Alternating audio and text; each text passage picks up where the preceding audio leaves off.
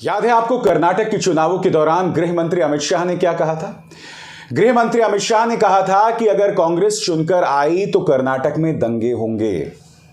आज भारतीय जनता पार्टी के कई राज्यों में ऐसे हालात हैं कि वहां पर जंगल राज बना हुआ है। सबसे पहले उत्तर प्रदेश की बात करते हैं। कल दिन दहाड़े उत्तर प्रदेश की राजधानी लखनऊ की सिविल कोर्ट में कुख्यात गैंगस्टर जीवा को मौत के घाट उतार दिया जाता है। इतना खौफनाक मंजर होता है कि जज साहब की चेयर के सामने खून फैला होता है। जज साहब के सामने कुख्यात गैंगस्टर जीवा की हत्या कर दी जाती है। यह वो हत्यारा दोस्तों जिसने वकील के कपड़े पहन के कोर्ट में प्रवेश किया और जीवा को मौत के घाट उतार दिया, पुलिस की मौजूदगी में जज साहब के सामने। जज साहब को छुपना पड़ा टेबल के नीचे अपनी जान बचाने के लिए। यह हो रहा है एक अदालत के अंदर। आप जानते हैं आज से बहुत सालों पहले मैंने अमिताभ बच्चन की एक फिल्म देखी थी, अंधा कानून।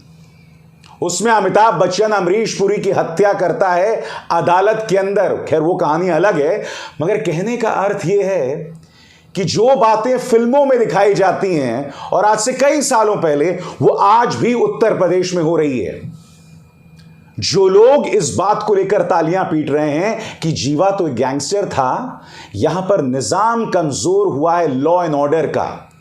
यहां निजाम कमजोर हुआ है पुलिस का। बिल्कुल उसी तरह से जब पुलिस की मौजूदगी में अतीक अहमद को मौत के घाट उतार दिया गया था।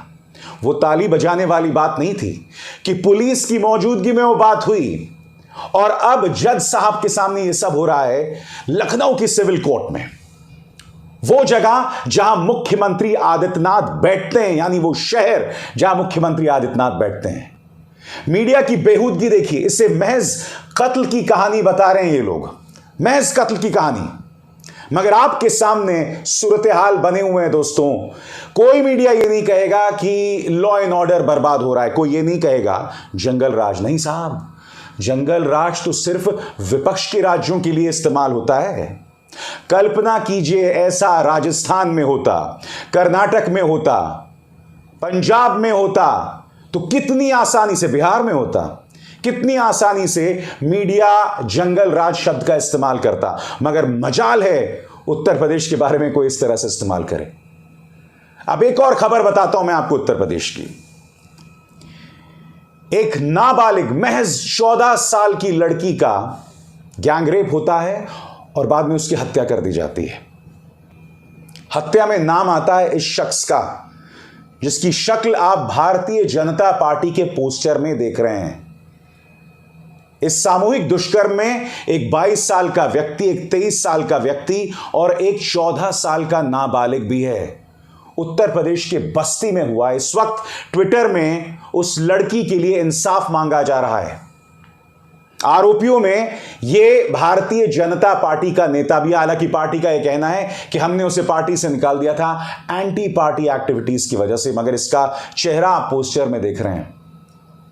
मैं फिर आपसे कह रहा हूं दोस्तों, कल्पना कीजिए दोस्तों कि समाजवादी पार्टी का नेता, कांग्रेस का नेता, आम आदमी पार्टी का नेता या किसी भी पॉलिटिकल पार्टी का नेता इस तरह से किसी हत्या में, किसी अपराध में शामिल होता।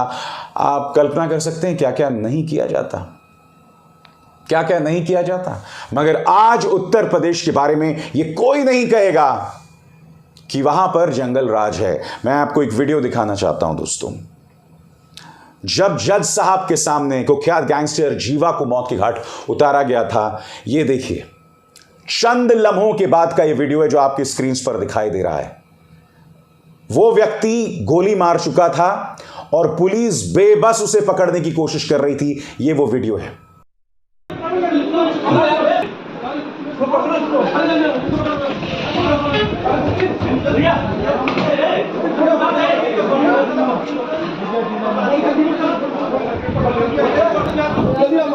आपके स्क्रीन पर बानगी है उत्तर प्रदेश के लॉ एंड ऑर्डर की।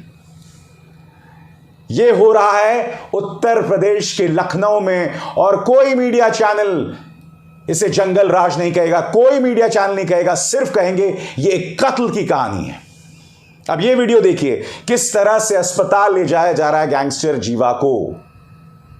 जब शायद कुछ सांसें बची हुई थीं। गैंगस्टर जीवा एक कुख्यात गैंगस्टर था। यही नहीं, मुख्तार अंसारी का शूटर भी बताया जा रहा था। ये तमाम चीजें हैं, और मैंने हर बार कहा है, जब आप अपराध का दामन थामते हैं तो अंत आपका ऐसा ही होता है। मगर जब अंत ऐसा होता है तो सवाल राज्य के लॉ एंड ऑर्डर पर उठती है। सवाल यह उठता है कि वहां जज साहब इतने घबरा गए थे कि उन्हें कुर्सी के नीचे, टेबल के नीचे छुपना पड़ा था। यह हकीकत है और इसे हम नजरअंदाज नहीं कर सकते हैं। मगर हां, कोई भी मीडिया चैनल से जंगल राज नहीं कहेगा। जब बस्ती में एक 14 साल की बच्ची के साथ इतना बड़ा अन्याय होता है, जिसमें नाम आता है एक ऐसे शख्स का जिसका पोस्टर, जिसका चेहरा भाजपा के एक पोस्टर में दिखा गया था, कोई जंगल राज नहीं कहेगा, कोई नहीं कहेगा। जो अपने आप में कितने दुख की बात है। अब दूसरे राज्य की बात करते हैं दोस्तों, महाराष्ट्र। महाराष्ट्र के कोल्हापुर में संघर्ष होता है औरंगजेब के मुद्दे पर। वहां पर कर्फ्यू लग जाता है। उस मुद्दे को लेकर मीडिया डिबेट करता है, क्योंकि वहां पर औरंगजेब शब्द का नाम आ जाता है ना। देखिए पापा की परी किस तरह से अपने नथुने फुलाकर औरंगजेब की बात कर रहे हैं। जी हां, औरंगजेब पर तो डिबेट होगा, कोल्हापुर में एक संघर्ष पर डिबेट होगा, मगर मणिपुर में जो हालात बद से बदतर हो रहे हैं दोस्तों, उसकी कोई चर्चा नहीं करेगा। वहां पर एक बीएसएफ का जवान शहीद हो गया है, वहां पर असम राइफल्स के जवानों पर गोली मारी गई है, वहां एक मां और बच्चा, उन्हें जिंदा जला दिया है मॉब ने। वहां अब तक 70 से 80 लोग मारे जा चुके हैं। वहां लॉ एंड ऑर्डर की कोई बात नहीं करेगा।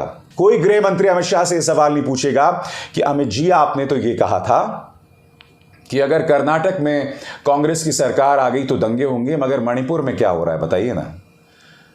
मणिपुर पर मीडिया की खामोशी क्यों बनी हुई है? महाराष्ट्र में भी सही सवाल कोई नहीं पूछ रहा है। कोई यह नहीं बतला रहा है कि पिछले एक लगातार एक अरसे से टी राजा सिंह, जो कि भाजपा के ही विधायक और नेता हैं, वो महाराष्ट्र में घूम घूम कर भड़काऊ बयान दे रहे थे। खुद सुप्रीम कोर्ट को इस मामले में दखल देना पड़ा था। सुप्रीम कोर्ट ने कहा था कि आप अपनी यात्राएं निकाल सकते हैं, मगर भड़काऊ बयान नहीं दे सकते। सुप्रीम कोर्ट में जस्टिस जोसेफ और जस्टिस नागरत्ना को दखल देना पड़ा था महाराष्ट्र के लिए। उस वक्त उन्होंने चेतावनी दी थी, और अब कोल्हापुर में कर्फ्यू लगाना पड़ा है। मैं फिर आपसे पूछ रहा हूं, उद्धव ठाकरे की सरकार जाने के बाद लॉ एंड ऑर्डर क्यों बद से बदतर हो रहा है? चाहे टी राजा सिंह द्वारा भड़काऊ बयान देना हो, चाहे कोल्हापुर में जो हालात बद से बदतर हो रहे हैं, यह सवाल कोई क्यों नहीं पूछ रहा है? कहीं ऐसा तो नहीं है कि महाराष्ट्र में अघाड़ी की वजह से जो चुनौती मिल रही है बीजेपी और एकनाथ शिंदे को, इसीलिए ऐसे हालात पैदा किए जा रहे हैं जिससे समाज में ध्रुवीकरण हो, समाज में बंटवारा हो और वोटों की खेती में भाजपा को बम्पर फसल मिले? ये सवाल हैं, ये मैं सिर्फ पूछ रहा हूं। कहीं ऐसा तो नहीं है? कहीं इसलिए तो महाराष्ट्र में जानबूझकर हालात को बद से बदतर तो नहीं किया जा रहा है? वरना टी राजा सिंह खुलेआम महाराष्ट्र की लॉ एंड ऑर्डर को क्यों चुनौती दे रहा था? क्योंकि महाराष्ट्र में तो बीजेपी की सरकार थी ना, तो यह व्यक्ति हालात को क्यों बद से बदतर कर रहा था? ये सवाल है जो पूछे जाने चाहिए, मगर कोई मीडिया ये सवाल नहीं पूछ रहा है। मैं आपको बताता हूं मीडिया कर क्या रहा है दोस्तों। ये देखिए,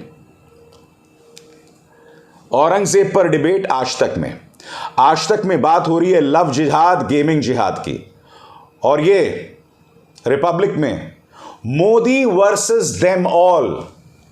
यहां पर अभी से ही प्रधानमंत्री नरेंद्र मोदी के लिए चुनाव प्रचार किया जा रहा है। अरे भाई, अभी तो विधानसभा चुनाव आने वाले हैं साल के अंत में। लोकसभा चुनाव में तो अभी 10-11 महीने हैं। इतनी जल्दी क्या है बाबू? अभी से डिबेट कर रहे हो कि मोदी वर्सेस ऑल। ये मीडिया अपराध स्थली है दोस्तों, और इसके अलावा कुछ नहीं। इनका कोई मतलब नहीं है पत्रकारिता से। लॉ एंड ऑर्डर जब विपक्ष के राज्यों में बदतर होती है तो उस पर सवाल किया जाता है, वहां जंगल राज जैसे जुमलों का इस्तेमाल होता है।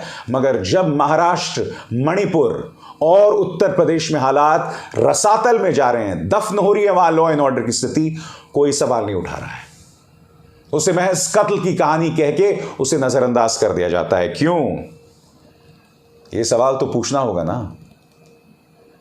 और हम इस मंच पर वो सवाल जरूर पूछेंगे, चाहे महाराष्ट्र पे हो, चाहे उत्तर प्रदेश पर हो, चाहे मणिपुर पे हो, सवाल पूछा जाएगा साहब। नमस्कार।